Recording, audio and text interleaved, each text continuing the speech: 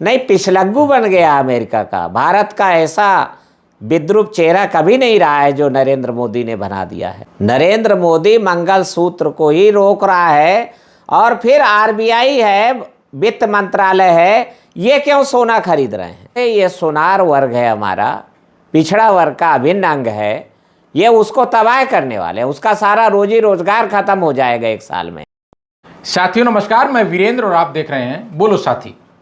आज हमारे साथ एक खास मेहमान मौजूद हैं, दद्दू प्रसाद जी, जो पूर्व में कैबिनेट मंत्री रहे हैं और समाजवादी पार्टी में इस समय वर्तमान में सक्रिय हैं। हम उनसे बातचीत करेंगे कि नरेंद्र मोदी ने एक भाषण में अभी हाल ही में कहा कि 1 साल तक सोना मत खरीदो, तेल पेट्रोल और डीजल की कम खपत करो। तमाम उन्होंने अपने पूरे देश के जो लोग हैं उनसे अपील करी। उसी पर हम बातचीत करेंगे। सर, स्वागत है आपका बोलो साथी में। जी शुक्रिया। सर, सबसे पहले मैं ये आता हूँ कि नरेंद्र मोदी ने एक अपील करी है कि सोना मत खरीदिए, गाड़ी से पेट्रोल और डीजल वाली गाड़ी से मत चलिए। कैसे देखते हैं इसको? देखिए, तथाकथित रूप से 2012-13 में बड़ा प्रचार किया गया था कि नरेंद्र मोदी पिछड़े वर्ग के आदमी हैं, तेली हैं, और जब पता चला तो ये सारी बातें झूठी निकली। नरेंद्र मोदी वैश्य परिवार में, मोट घांची परिवार में जन्मे हैं और इसी रूप में उनका स्वागत है। पर ये बयान पूरे देश में जो हमारा स्वर्णकार सोनार समाज है, वो सोने के कारोबार में बड़ा रोज़गार पा रहा है और उसके जीवन यापन सोने के क्रय विक्रय से होता है। ये सरकार भारतीय जनता पार्टी देश को कंगाल बनाने पर उतारू है। 2014 में इन्होंने गाय की बिक्री पर रोक लगा दिया और देश भर के गौपालक तबाह हो गए, बर्बाद हो गए।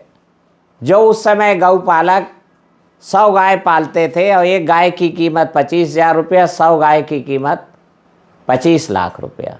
वो 25 लाख का आसामी था। गाय की बिक्री बंद हुई तो शून्य पर आ गई और 25 लाख रुपया उसके पानी में चले गए। वो जो 25 लाख का आसामी था वो मिट्टी में मिल गया, और लिहाजा गाय का भारी स्वास्थ्य में गिरावट है, दुग्ध उत्पादन में गिरावट है और गाय की संख्या में गिरावट है। मैंने उत्तर प्रदेश के करीब 25 पशुपालन अधिकारियों से स्वयं मिला हूँ और उन सब की रिपोर्ट है कि ये गाय के 3 पैरामीटर पे अवमूल्यन है। यही हाल नरेंद्र मोदी का सोने के खरीद को अपील करके करने वाला है। इस तरीके से ये सोनार वर्ग है हमारा, पिछड़ा वर्ग का अभिन्न अंग है, ये उसको तबाह करने वाले हैं। उसका सारा रोजी रोजगार खत्म हो जाएगा 1 साल में और वो फटेहाल हो जाएगा 1 साल में। स्वर्णकार समाज को तबाह करने के लिए, और बड़ी कंपनियां हैं जो टाटा का तनिष्क है, मालाबार है, कल्याण है, इन बड़े जो संगठित रूप से ये आ गए हैं और गिरोह बना करके बड़ी कंपनियां और अडानी अंबानी समूह जिस तरीके से सोने के कारोबार में हैं। भाई, जनता ना सोना खरीदे, ठीक बात, जनता के पास पैसे वैसे ही नहीं हैं, पर आप अपील करके स्वर्णकार समाज के कारोबार को ठप करने का षड्यंत्र रच रही है। मैं इसकी घोर निंदा करता हूँ। ये देश को तबाह करने वाला और बर्बाद करने वाला है। सरकार क्यों सोना खरीद रही है? और जिस दिन ये अपील आई उसके अगले दिन तो इन्होंने उस पर ड्यूटी बढ़ा दिया, और ड्यूटी बढ़ा दिया तो जो 1,50,000 का सोना 10 ग्राम था वो तत्काल 1,60,000 का 10 ग्राम हो गया। 10,000 की इसकी अपील का ये पड़ा। और स्वर्ण के उत्पादन को, सोने की खदानें अभी भी भारत में हैं, तो नेचुरल रिसोर्स को दोहन करने पर ये सरकार क्यों नहीं काम कर रही? अच्छा सर, लोकसभा का जब चुनाव चल रहा था, मुझे याद है कि नरेंद्र मोदी ने एक भाषण और दिया था कि आपके मंगलसूत्र छीन लिए जाएंगे जी। तो आज तो वो उन्होंने इस लायक भी नहीं छोड़ा, वो तो मना कर रहे हैं कि भाई आप सोना मत खरीदिए। नहीं, मंगलसूत्र छीनने का ही काम कर रहा है नरेंद्र मोदी। नरेंद्र मोदी मंगलसूत्र को ही रोक रहा है, और फिर आरबीआई है, वित्त मंत्रालय है, ये क्यों सोना खरीद रहे हैं? सोने को प्रोड्यूस क्यों नहीं कर रही है सरकार?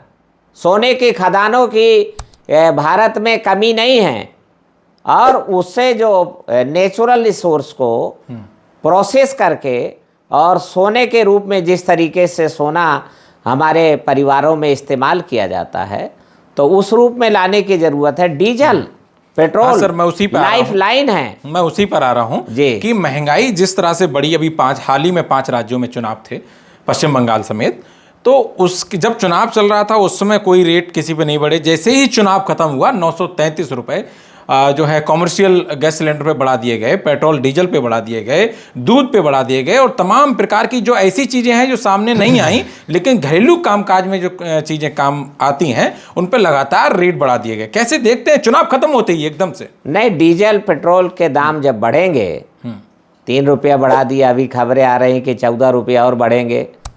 3 रुपया तो ये 14 तारीख को ही दाम डीजल और पेट्रोल दोनों में बढ़ गए थे। 14 रुपया बढ़े, पहाड़ टूट पड़ेगा, गरीब का निवाला रोटी छिन जाएगी, सब्जी नहीं खरीद पाएगा वो। और देखिए, कौन मुल्क है इस आधुनिक दुनिया में जो बिना डीजल और पेट्रोल के आगे बढ़ जाएगा? भाई, हम लोग तो उस ज़माने से निकल के आए हैं, पर ज़माना वो तो बहुत पीछे छूट गया। इसलिए नरेंद्र मोदी की ये दोनों नीतियाँ, डीजल और पेट्रोल पे खपत कम करो, और दिखावा कर रहे हैं तमाम के मंत्री, उससे ई रिक्शा से जा रहे हैं। हाँ। ये सब ड्रामेबाजी है। ये कुलीन वर्ग विकास के रफ्तार पे आगे जाएगा, और जो पिछड़ा वर्ग है, गरीब वर्ग है, वो इनके थोथे आदर्शवादी अपीलों पर आ जाएगा और वह पीछे चला जाएगा। अच्छा, ये जो आप कह रहे थे कि रिक्शे पे तमाम जो मंत्री हैं और तमाम जो भारतीय जनता पार्टी के नेता हैं वो लगातार वीडियो बनवा रहे हैं। डीजल, अगर किसान के खेत में सिंचाई नहीं होगी, किसान के जुताई नहीं होगी, खेत में गन्ने की पिराई नहीं होगी, गुड़ नहीं बनेगा। डीजल लाइफलाइन बन चुका है भाई, पेट्रोल लाइफलाइन बन चुका है। तो इसको कैसे सरकार को प्रबंध ये करना चाहिए कि दुनिया के जहाँ पर कि तेल के कुएं हैं उनसे संधि स्थापित करे। भारत में जो चीज़ें हम भारत में कंगाल थोड़ी हैं। हमारे पास मैन पावर ज़्यादा है, हमारे पास बौद्धिक संपदा का भंडार है, हमारे पास दूसरे किस्म के और प्राकृतिक संपदाओं का भंडार है, उस किस्म का। और हम जापान है, स्टील निर्यातक देश है, और भारत में जापान में फेरस नहीं पैदा होता है। जापान में लाल मिट्टी जिससे लोहा बनता है वो जापान में नहीं है, वो भारत में है। पर भारत से जो फेरस है, कच्चा लोहा है, वो जापान ले जाता है, कोरिया ले जाता है, चाइना ले जाता है, अपने यहाँ पर स्टील प्लांट लगाता है, कोयले, और हमारा ही कोयला ले जाते हैं, कोयले को जलाते हैं, लोहे को गलाते हैं, पक्का स्टील बनाते हैं, और स्टील के यंत्र और स्टील हमें भारत को भारत जो है स्टील आयातक देश है। अच्छा, इसलिए नरेंद्र मोदी को हमारी सलाह है कि देश को गुमराह करना बंद करें। इन्होंने गाय के ऊपर दिखावा किया और गौ रक्षा। आज तो शंकराचार्य कह रहे हैं कि गाय खतरे में है, और गाय की संख्या में गिरावट आई है, तो इसके जिम्मेदार हैं नरेंद्र मोदी और योगी आदित्यनाथ। सर, इसी के साथ एक बात यह है कि तमाम लोग इस बात की चर्चा कर रहे हैं कि डीजल और पेट्रोल की जब गाड़ियां जो हैं, जो व्हीकल हैं, उनको मना किया है नरेंद्र मोदी ने। उसी के साथ लोग इस बात का आकलन कर रहे हैं कहीं ये उनके अपने जो खास मित्र हैं, उनकी जो कंपनियां हैं, जो महंगी कार, जो इलेक्ट्रिक कार हैं, वो सेल नहीं हो रही थी। ऐसा लोगों का आरोप है कि वो सेल नहीं हो रही थी, इसलिए नरेंद्र मोदी ने कहा कि भाई डीजल और पेट्रोल वाली गाड़ियां कम करिए ताकि वो सेल हों। और एक खास बात यह है कि जो इलेक्ट्रिक व्हीकल है वो 15 जैसे पेट्रोल और डीजल वाली जो कार है वो 15 लाख की है, और जो इलेक्ट्रिक कार है वो लगभग 10 लाख 15 लाख महंगी है। तो कहीं उनको सेल करने की कोशिश तो नहीं है? ये भी है। ये बहानेबाज लोग हैं, मक्कार लोग हैं। ये बहाना बनाने का सुंदर बहाना गढ़ रहे हैं कि ये महंगाई को रोक नहीं पाएंगे, अभी 6 महीने के अंदर महंगाई आसमान पे चढ़ जाएगी। और फिर कहेंगे कि भाई हमने तो रोका था, हमने तो मना किया था, आप नहीं माने हैं। हमने तो कहा था कि आप जो है तो डीजल पेट्रोल की खपत कम मतलब इनको साफ पता लग चुका है? नहीं, पता लग चुका है। और देश में जो अर्थव्यवस्था के जानकार हैं वो देखिए, जो विदेश नीति है पिछले 4 महीने से नरेंद्र मोदी सरकार की बहुत ही खतरनाक है। इनका स्टैंड ये अमेरिका के पिछलग्गू देश को डगमगाता रहा है। नहीं, पिछलग्गू बन गया अमेरिका का। भारत का ऐसा विद्रूप चेहरा कभी नहीं रहा है जो नरेंद्र मोदी ने बना दिया है। भारत एक स्वयं संप्रभुता संपन्न देश है जिसकी अपनी विदेश नीति रही है, अपने पैरों पर खड़ा हुआ है। हमारी अर्थव्यवस्था मजबूत है, हमारा स्किल मजबूत है, हमारे पास जनशक्ति का एक बड़ा भंडार है। आखिरकार जनशक्ति को अनपढ़ बना रहे हैं आप। हजारों साल से आपके पूर्वजों ने जनशक्ति विपुल मात्रा में और उसको इनलिटरेट और अनएजुकेट बना के रखा। शिक्षा ग्रहण करना, दुनिया के किसी मुल्क में कानून नहीं है जहाँ शिक्षा ग्रहण करना दंडनीय अपराध हो, पर भारत में रहा है। और आज पुनः आप प्राइमरी स्कूलों को कोलैप्स कर रहे हैं। इसलिए अगर आप जनशक्ति को, अपने मैन पावर को प्रतिभा संपन्न बनाएं तो आप दुनिया में, हम भारत में जनशक्ति के आधार पर खड़े हो सकते हैं। क्या किया जा सकता है? ये जो महंगाई इतनी बढ़ रही है, नहीं, सरकार का फेल्योर है। बिल्कुल, हाँ, सरकार का फेल्योर। इस सरकार को जाना होगा। इस सरकार को विदा किए बिना कुछ नया हल काम नहीं हो सकता है, क्योंकि ये पाखंडी लोग हैं, हिपोक्रेट है, ये बनावटी बातें करते हैं। तो इसलिए इनको बदलना होगा। कमेंट पढ़ रहा था सोशल मीडिया पे जी कि बिल्ली 100 चूहे खाकर हज को चली। हाँ, निश्चित रूप से। देखिए, गाय के ऊपर इनका परिणाम क्या है?